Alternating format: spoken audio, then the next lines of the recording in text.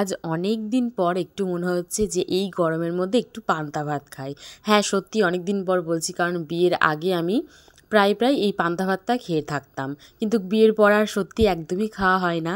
তো হঠাৎ করে আজকে শরীরটা একটু অসুস্থ হয়ে গেছিলো। তো তার জন্য এই পান্তা ভাতই খেয়েছি আজকে শরীরটা ঠান্ডা রাখার জন্য। তো আমি এখানে পান্তা ভাতটা যেমন করে খাই, তো অনেকে হয়তো এরকম করে খায় বা অনেকে একটু অন্যরকম করে খায়, কিন্তু আমি সাধারণত এরকম করে খেতেই ভালোবাসি। তো এখানে ভাতের মধ্যে প্রথমে আগের দিনের রাখা ভাত ছিল। তো রাত্রিবেলা আমাদের ভাতটা গরম করে রেখে দেয় যেহেতু আমার শাশুড়ি।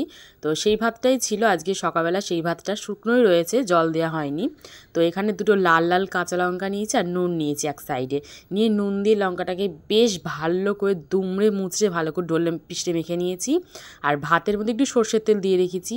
আর পরশু দিনকে মাংস ছিল, ফ্রিজে রেখে দিয়েছিলাম, তো সেই মাংস থেকে এক পিস আলু আমি তুলে নিয়েছি। নিয়ে বেশ ভালো করে জল না দিয়ে এই আলুর কাঁচা লঙ্কা, লাল লাল পাকা পাকা কাঁচা লঙ্কা দুটো আর নুন দিয়ে বেশ ভালো করে কিন্তু মেখে নিয়েছি। নেওয়ার পরে এখানে একটা লেবু দিচ্ছি। লেবুটা আমি দিয়ে থাকি পান্তা ভাতে, এটা অনেকেই দেয়, তো আমিও লেবুটা দিই কারণ আমার খুব ভালো লাগে, টক টক একটা ফ্লেভার আসে। কিন্তু অনেকে পান্তা ভাতে না দই দিয়ে খায়, যেটা আমি একদমই পছন্দ করি না। দইয়ের ফ্লেভারটা এত সুন্দর, তার সঙ্গে পান্তা ভাতের ফ্লেভারটা একদমই যায় না, মানে দুটোর টেস্ট একদমই অন্যরকম। তো তার সঙ্গে আমার মনে হয় না যে দইটা দিলে ভালো লাগে। তো আমি এরকম করেই খাই পান্তা ভাত। তো আজকে অনেক দিন পরে এই পান্তা ভাতের মানে এই যে রেসিপি বললেই চলে, কারণ আমার পার্সোনালি পান্তা ভাতটা খুবই ভালো লাগে।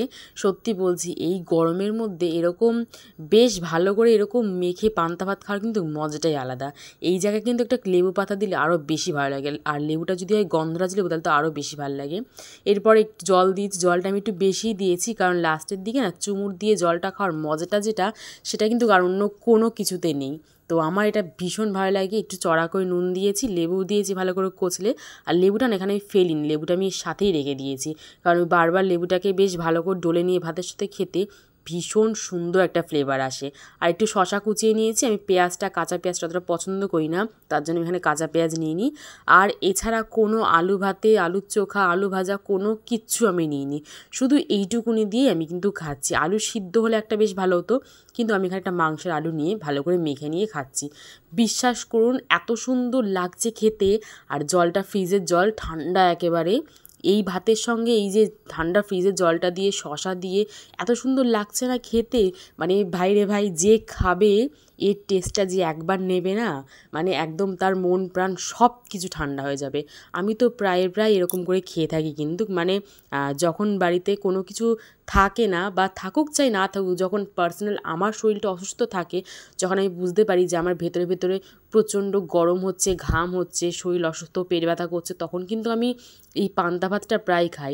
আগে যখন আমি বাপের বাড়ি থাকতাম তখন কিন্তু এই পান্তা ভাতটা আমি প্রায় রাত্রিবেলা করে খেয়ে থাকতাম, কারণ ওখানে আমার এই পান্তা ভাতটা ভীষণ ভালো লাগতো। আর আমার মা আমাকে আদার্স মানে মা কিছু বলতেও না পান্তা ভাত খেলে খুব একটা, কিন্তু ভীষণ সুন্দর ঘুম হয় কিন্তু এই পান্তা ভাতটা খেলে। এই মুহূর্তে আমার শরীরটা খারাপ, আমি পান্তা ভাত খাচ্ছি, এরপরে চান করবো, করে কিন্তু ঘুমাবো, একটা লম্বা টানা ঘুম দেবো।